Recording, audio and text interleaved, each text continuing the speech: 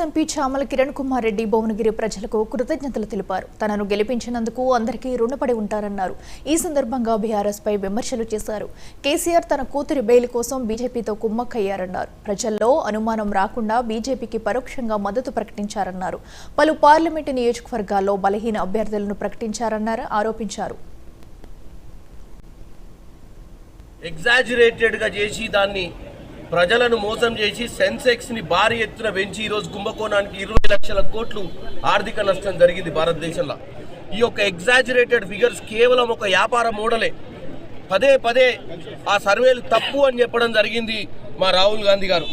ఈరోజు అదే విధంగా ప్రజలు ఒక తీర్పునిచ్చిర్రు. ప్రజాస్వామ్యాన్ని కాపాడే ప్రయత్నం చేసిర్రు ఈరోజు భారతదేశంలో. అబ్కి బార్ 400 అని చెప్పి ఏదైతే మ్యానిపులేషన్ చేద్దామనుకున్నటువంటి నరేంద్ర మోడీ గారికి మంచి గుణపాఠం చెప్పిర్రు.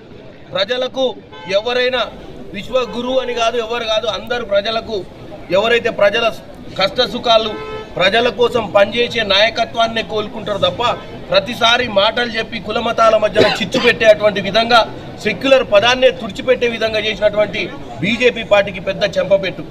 ఇకపోతే ముఖ్యంగా మన తెలంగాణ విషయానికి వస్తే బీఆర్ఎస్ పార్టీ ఆత్మగౌరవాన్ని బీజేపీకి తాకట్టు పెట్టింది. ఈరోజు బీఆర్ఎస్లో ఉండాల్సినటువంటి కార్యకర్తల పరిస్థితి ఏందో అర్థం కాని పరిస్థితికి కేసీఆర్ తీసుకొచ్చిండు. బిడ్డను జైలు నుంచి విడుదల చేయించడానికే ఇక్కడ బీఆర్ఎస్ పార్టీ కార్యకర్తలు రోడ్డు మీద వదిలేస్తే దిక్కుతోలకగా అక్కడ ఉన్నటువంటి కార్యకర్తలు కొంతమంది బీజేపీకి ఓటేసే పరిస్థితి వచ్చింది.